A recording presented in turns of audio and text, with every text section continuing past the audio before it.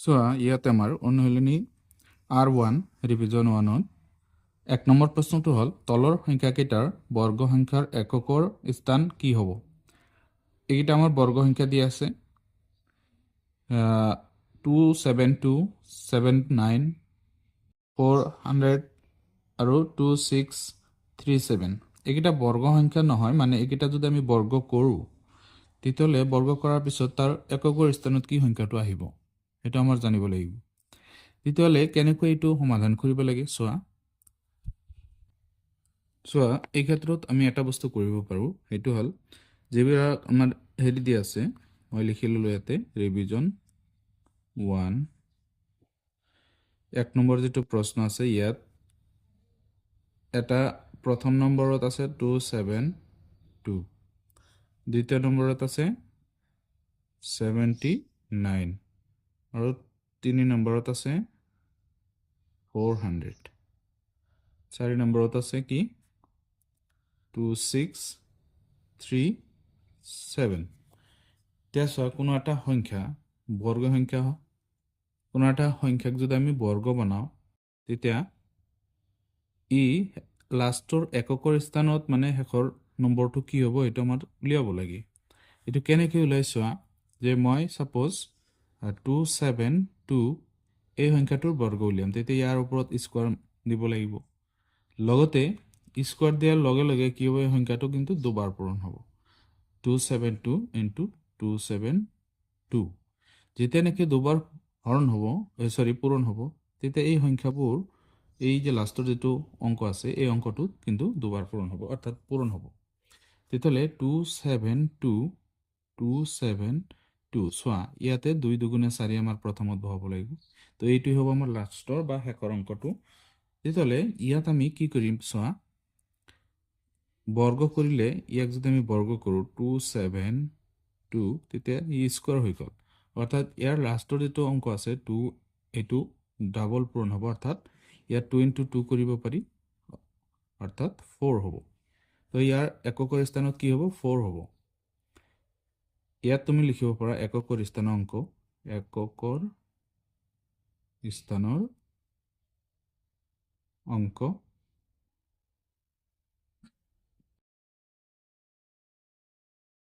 তাৰপিছত এইটোৰ ক্ষেত্ৰত চোৱা ইয়াক যদি আমি এইটো বৰ্গ কৰা হৈছে, তাৰপিছত ইয়াত যদি 79 ইয়াক যদি আমি বৰ্গ কৰোঁ তেতিয়া 79 স্কোৱাৰ, ইয়াতে 9 কিন্তু দুবাৰ পূৰণ হ'ব 9 ইনটু 9, তেতিয়াহ'লে 81 পাম আমি। তো ইয়াৰ এককৰ স্থানৰ অংকটো আমি 1 পালোঁ, গতিকে এককৰ স্থানৰ অংকটো কি হ'ব ইয়াতে 1 হ'ব,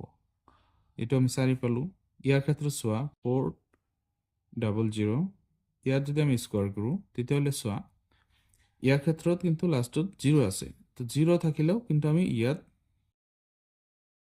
0 হ'ব, লাষ্টত 0 পূৰণ কৰিলে 0 হ'ব, কিন্তু 0 কিমানটা হ'ব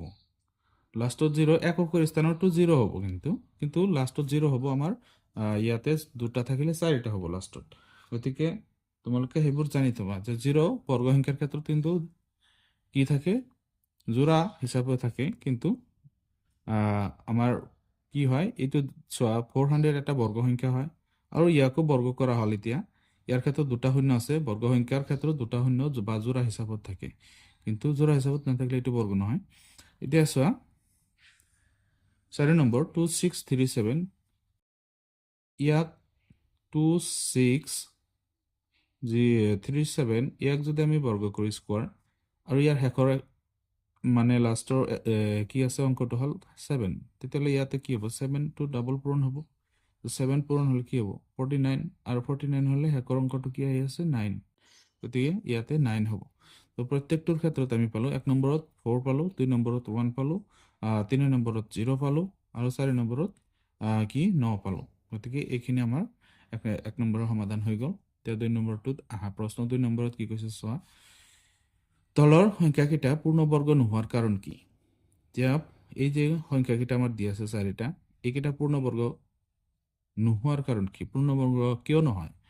তো পূৰ্ণবৰ্গ হোৱাৰ কাৰণে কি হ'ব লাগিব এইটো আমি জানি লওঁ প্ৰথমে। চোৱা বৰ্গ সংখ্যাৰ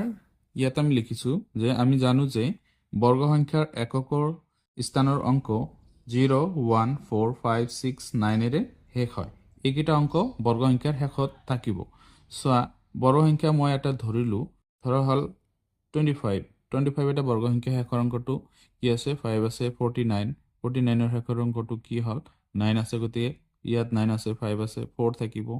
এনেকুৱা কি হয় থাকিলে এই অংক কেইটা থাকিলে সেইবোৰ বৰ্গ সংখ্যা হয় এতিয়া চোৱা আমাৰ যেটো প্ৰশ্নত দিছে 2 নম্বৰত 1057 7 থাকিলে কিন্তু ইয়াতে 7 অংকটো নাই গতিকে এইটো এটা বৰ্গ সংখ্যা নহব গতিকে এক নম্বৰটো আমি ইয়াতে লওঁ ইয়াত চোৱা 1057ত ইয়াত এককৰ স্থানত 7 আছে সেইকাৰণে এইটো বৰ্গ নহয় আৰু আমাৰ যেটো হেৰি আছে 2 নম্বৰ অংকটো 2 নম্বৰ 7 9 2 8 ইয়াতে কি আছে ইয়াত আমাৰ এককৰ স্থানৰ অংকটো কি হয় 8 আছে গতিকে আমি 8 লিখিব পাৰি ইয়াত 8 কিন্তু ইয়াৰ ভিতৰত নাই 3 নম্বৰত আছে আমাৰ কি 222 হলে 222 ইয়াত কিন্তু আমাৰ কি হয় ইয়াত আমাৰ এককৰ স্থানৰ অংকটো 2 হয় শেষৰ অংকটো হ'ল 2 গতিকে এককৰ স্থানত 2 হলেও নহব কাৰণ ইয়াতে 2 নাই 2 থাকিলে বৰ্গ হলা হয় এইকেইটা অংক থাকিলে বৰ্গ হ'ব বাকি 7 8 2 এইবিলাক থাকিলে বৰ্গ নহয় তাৰ পিছত 4 নম্বৰ যেটো আছে 640 ইয়াত চোৱা ইয়াত আমাৰ কি হৈছে শূন্য আছে শূন্য থাকিলে তো বৰ্গ হয় কিন্তু ইয়াত আমাৰ শূন্যটো অকলে থাকিব নোৱাৰে শূন্যটো আমাৰ কি জোড়া হিচাপত থাকিব লাগিব গতে ইয়াত কি হ'ব ইয়াত এককৰ স্থানত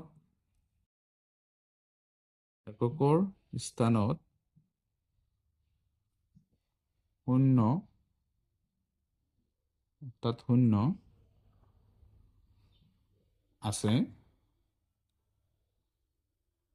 আছে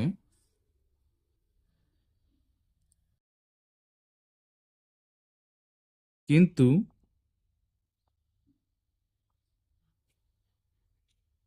সংখ্যাটোৰ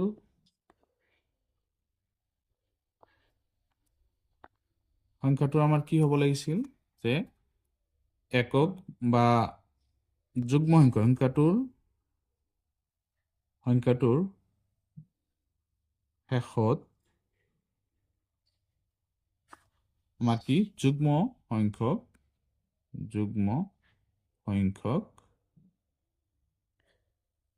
শূন্য থাকিলে বৰ্গ সংখ্যা হলহেঁতেন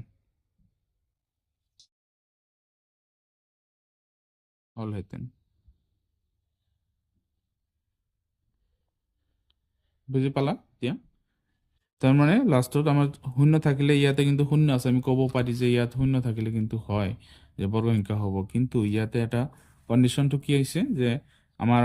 যেটো সংখ্যা দি আছে এইটো শূন্য থাকিলে বৰ্গ হয় কিন্তু ইয়াত শূন্য এটা থাকিলে নহব শূন্যটো আমাৰ কি হয় যুগ্ম সংখ্যক থাকিব লাগিব জোড়া হিচাপত থাকিব লাগিব 4টা নাইবা 2টা নাইবা 6টা এনেকে থাকিব লাগিব তেতিয়া হে বৰ্গ সংখ্যা হ'ব এইটো এটা শূন্য থকাৰ কাৰণে বৰ্গ সংখ্যা নহয় এতিয়া আহা আমি 3 নম্বৰটো লৈছো চোৱা প্ৰশ্ন 3ত কৈছে তলৰ সংখ্যা কেইটাৰ বৰ্গ কিমান হ'ব তো ইয়াতে বৰ্গ কিমান হ'ব আমি কেনেকৈ উলিয়াম চোৱা ইয়াত বৰ্গ উলিয়াব লাগে চোৱা 19 37 53 78 এই সংখ্যা কেইটাৰ আমাৰ কি হ'ব লাগে বৰ্গ কিমান হ'ব উলিয়াব লাগে তো বৰ্গ আমি কৰি লওঁ প্ৰথমত 19ক যদি আমি বৰ্গ কৰো তেতিয়া কি হ'ব ইয়াক স্কয়াৰ দিব লাগিব স্কয়াৰ দিয়াৰ লগে লগে কি হয় সেই সংখ্যাটো আমাৰ দুবাৰ পূৰণ হ'ব অৰ্থাৎ 19 পূৰণ 19 তেতিয়া 19 পূৰণ 19 মানে হল আমাৰ 361 এটা হ'ব আমাৰ পূৰণ কৰি চাবা 19 পূৰণ 19 ইয়াতে পূৰণ কৰি চাবা তোমালোকে এতিয়া 37 টো বৰ্গ কৰিলে কি হ'ব 37 স্কয়াৰ তেতিয়া এই সংখ্যাটো কিন্তু ডাবল পূৰণ হ'ব 37 পূৰণ 37 তেতিয়া ইয়াতে পূৰণ কৰি চাম আমি ডাঙৰ সংখ্যা যেহেতু 7 7 গুণ 49 9 হাতত 4 7 3 গুণ 21 আৰু 4 25 3 7 গুণ 21 1 হাতত 2 3 3 গুণ 9 আৰু 2 11 তেতিয়ালে 9 6 3 1 1369 গতিকে ইয়াত হ'ব আমাৰ কি 1369 ইয়াত 53 স্কোয়াৰ 53 ইন্টু 53 ইয়াতে আমি পূৰণ কৰি চাওঁ 53 53 3 3 গুণ 9 3 5 গুণ 15 5 3 গুণ 15 5 হাতত 1 5 গুণ 25 থাকে 26 9 10 শূন্য 7 1 8 2 তো 28 কিমান হ'ল 9 ইয়াতে হ'ব 78 হোল স্কোয়ার 78 ইন্টু 78 তেতিয়াহ'লে চোৱা ইয়াত আমি 78ক ডাবল পূৰণ কৰিব লাগিব 78 78 8 8 গুণ 64 4 হাতত 6 8 7 গুণ 56 আৰু 6 62 62 হ'ব 7 8 গুণ 56 6 হাতত 5 7 8 গুণ 49 5 54 হ'ব 4 8 বা 10 শূন্য 6 তেতিয়াহ'লে কি পালো 6084 তো এইবোৰ বৰ্গ কৰাৰ পিছত আমি এইবোৰ সংখ্যা পালো তো এইটো সমাধান আছিল এতিয়া 4 নম্বৰটোত হা সো প্ৰশ্ন 4ত কৈছে মৌলিক উৎপাদক বিশ্লেষণ পদ্ধতিৰে বৰ্গমূল নিৰ্ণয় কৰা তো ইয়াতে আমাৰ কেইটা নম্বৰ আছে ইয়াতে টোটাল 4টা আছে প্ৰত্যেকটোৰে আমাৰ কি কৰিব লাগে মৌলিক উৎপাদক বিশ্লেষণ পদ্ধতিৰ দ্বাৰা আমাৰ ইয়াৰে প্ৰত্যেকটোৰে বৰ্গমূল নিৰ্ণয় কৰিব লাগে এতিয়া হা আমি কেনেকৈ কৰিম সো 1764 ইয়াৰ যদি আমি বৰ্গমূল উলিয়াও উৎপাদক বিশ্লেষণ পদ্ধতিৰ দ্বাৰা তেতিয়া চোৱা ইয়াক উৎপাদকত ভাঙিব লাগিব ইয়াক আমি কেনেকৈ ভাঙিম চোৱা ইয়াক আমি ইয়াতে ভাঙি দিম 1764 তো যেহেতু এটা এটা হৰো কি যুগ্ম সংখ্যা আৰু আমি ইয়াক মৌলিক সংখ্যা 2 হৰণ কৰিম মৌলিক উৎপাদক কৰিব দিছে তেতিয়াহ'লে মৌলিক সংখ্যাৰে হৰণ কৰিব লাগিব এতিয়া চোৱা 2 1ৰ ভিতৰত নাযায় 17ৰ ভিতৰত 8 বাৰ আকৌ 1 বাচিব 8 বাৰ দুবাৰ এনেকৈ 2ৰে আকৌ দিবা যদি যায় 2 4 বাৰ এবাৰ এতিয়া কিন্তু 2ৰে নাযাব কাৰণ এটা এটা অযুগ্ম সংখ্যা হৈ গৈছে তেতিয়াহ'লে এইটো আমাৰ কিহেৰে যাব 3ৰে চাওঁ আমি 3 4ৰ ভিতৰত এবাৰ 1 বাছে 14ৰ ভিতৰত 3 4 বাৰ যাব 2 বাচিব 21ৰ ভিতৰত 7 বাৰ আকৌ 3ৰে দিলে 14ৰ ভিতৰত 4 বাৰ আৰু 2 বাছে 27ৰ ভিতৰত 9 বাৰ এতিয়া 7ৰে যাব 7 বাৰ তেতিয়াহ'লে ইয়াৰ আমি মৌলিক উৎপাদক কৰিলোঁ তেতিয়াহ'লে ইয়াৰ যদি বৰ্গমূল উলিয়াব যাওঁ এটা কাম কৰিব লাগিব কি এই সংখ্যাটোৰ ক্ষেত্ৰত আমাৰ ৰুট ওভাৰ এটা ব্যৱহাৰ কৰিব লাগিব এতিয়া চোৱা এই সংখ্যাটো আমি কি পালো 1764 এই সংখ্যাটোৰ আমি বৰ্গমূল উলিয়াম তাৰ কাৰণে আমি উৎপাদকত কি পাইছো 2 into 2 into 3 into 3 into 7 into 7 এইকেইটা আমি পালো উৎপাদক এই প্ৰতিটোৱে হল এটা উৎপাদক সো এইবোৰ কি হৈ আছে উৎপাদকত জোড়া হৈ আছে মিল আছে গতিকে মিল থাকিলে আমি সেইবোৰ কি কৰিব পাৰি স্কোয়াৰ অৰ্থাৎ 2 স্কোয়াৰ 3 স্কোয়াৰ into 7 স্কোয়াৰ এতিয়া সব প্ৰত্যেকটোৰ পৰা যদি আমি স্কোয়াৰ কমন লওঁ 2 into 3 into 7 প্ৰতিটো আমি স্কোয়াৰ এনেকৈ দিব পাৰো তাৰ ওপৰত ৰুট ওভাৰ থাকিব এতিয়া সব 2 3 গুণ 6 6 7 গুণ 42 তাহলে এই সংখ্যাকেইটা পূৰণ কৰি আমি 42 পাওঁ তাৰ ওপৰত থাকিব ৰুট ওভাৰ তে ৰুট ওভাৰ আৰু হেৰি স্কোয়াৰ আৰু ৰুট ওভাৰ সদায়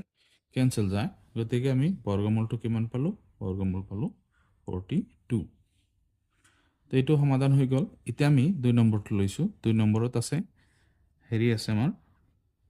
9216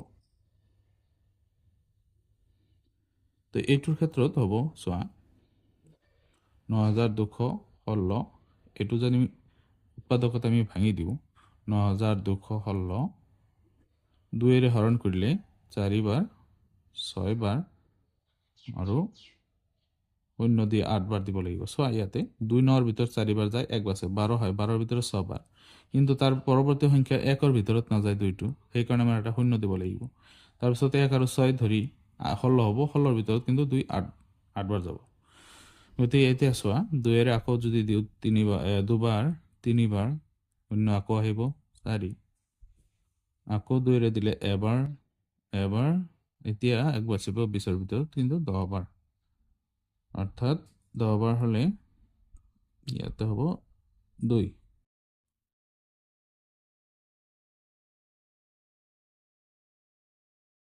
আমাৰ এইটো ইয়াতে চোৱা কম মিষ্টেক হৈছে 2 এবাৰ 3ৰ ভিতৰত এবাৰ 1 বাছে 10ৰ ভিতৰত 5 বাৰ হ'ব ইয়াতে 5 বাৰ 5 বাৰ আকৌ 2 4ৰ ভিতৰত 2 বাৰ এতিয়া 2ৰে দিলে 5 বাৰ 1 বাচিব 15ৰ ভিতৰত 7 বাৰ 1 বাচিব 12ৰ ভিতৰত 6 বাৰ এতিয়া 2ৰে দিলে 2 বাৰ 17ৰ ভিতৰত 8 বাৰ 16ৰ ভিতৰত 8 বাৰ আকৌ 2ৰে দিলে এবাৰ 4 বাৰ 4 বাৰ 2ৰে দিলে 14ৰ ভিতৰত 7 বাৰ 2 বাৰ আকৌ 2ৰে দিলে 3 বাৰ 6 বাৰ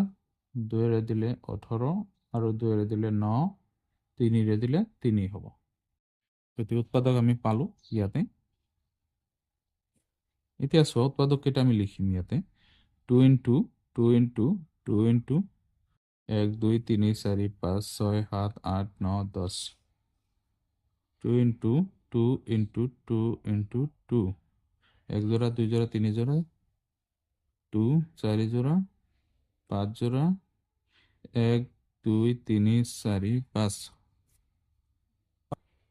এতিয়া আৰু বাকী ৰৈ গ'ল 3 দুটা তেতিয়াহ'লে এই দুটাটো গৈ থাকিব আকৌ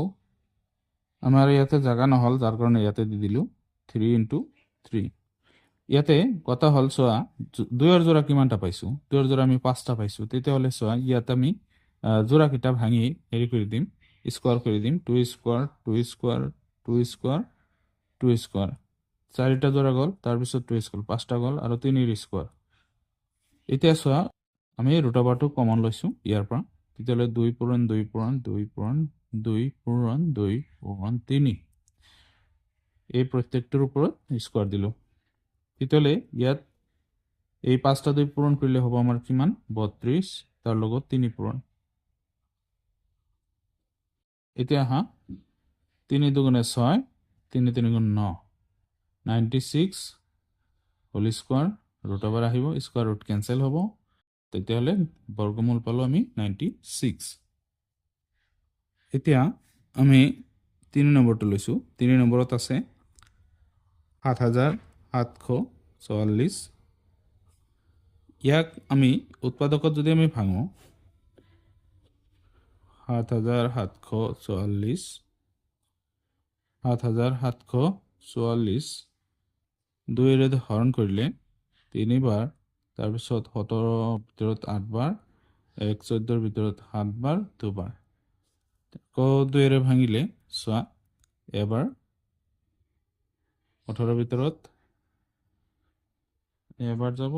18ৰ ভিতৰত যাব 9 বাৰ 3 বাৰ 6 বাৰ 2ৰে দিলে 9 বাৰ 6 বাৰ 8 বাৰ 2ৰে দিলে 4 বাৰ 8 বাৰ 4 বাৰ আকৌ 2ৰে দিলে 2 বাৰ 4 বাৰ 2 বাৰ 2ৰে দিলে এবাৰ 2 বাৰ এবাৰ এতিয়া যাব 11ৰে 11 বাৰ যাব এতিয়া চোৱা ইয়াতে 2ৰ জোড়া আমি পাইছো 2 স্কোয়ার এটা 1 জোড়া 2 জোড়া 2 স্কোয়ার 3 জোড়া স্কোয়ার 11 জোড়া আছে এইটো স্কোয়ার কৰি দিলো এতিয়া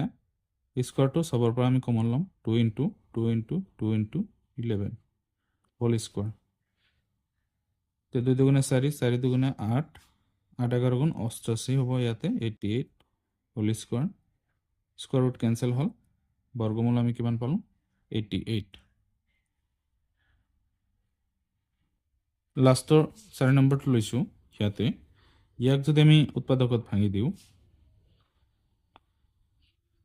9801 ইয়াক চোৱা 3ৰে নাযাব 2ৰে নাযাব কিন্তু কাৰণ অযুগ্ম সংখ্যা এইটো 3ৰে দি চাও 3 3 বাৰ ইয়াত 2 বাৰ 2 বাছে 20ৰ ভিতৰত 3 যাব 3ৰে 3 বাৰ 2 বাৰ 2 বাছে তেতিয়াহ'লে 20ৰ ভিতৰত 3 6 বাৰ যাব 6 3 গুণ 18 2 বাছে 21ৰ ভিতৰত কিন্তু 3 7 বাৰ যাব 3ৰ আকৌ দিম আমি 3 32ৰ ভিতৰত 10 বাৰ আকৌ 2 বাছে 26ৰ ভিতৰত 3 8 বাৰ 2 27ৰ ভিতৰত 9 বাৰ 3 10ৰ ভিতৰত 3 বাৰ 18ৰ ভিতৰত 9 বাৰ 6 বাৰ 9ৰ ভিতৰত 3 বাৰ এতিয়া 3ৰে দিলে 3 এবাৰ 2 বাৰ এবাৰ এতিয়া 11ৰে 11 বাৰ তেতিয়াহ'লে আমি কি পালো চোৱা 3 জোৰা পালো কেইটা 11 ইয়াতে আমি কি কৰিম 3 into 3 into 11 হোল স্কয়ার তেতিয়া 3 3 গুণ 9 9 11 গুণ 99 হোল স্কয়ার হ'ব ইয়াত স্কয়ার ৰুট কেনসেল হ'ল 99 হ'ব বৰ্গমূল এইটো आंसर হ'ব তো গোটেইকেইটাৰ आंसर আমি কৰিলো ভিডিওটো আজি ইমানতে সামৰিছো ধন্যবাদ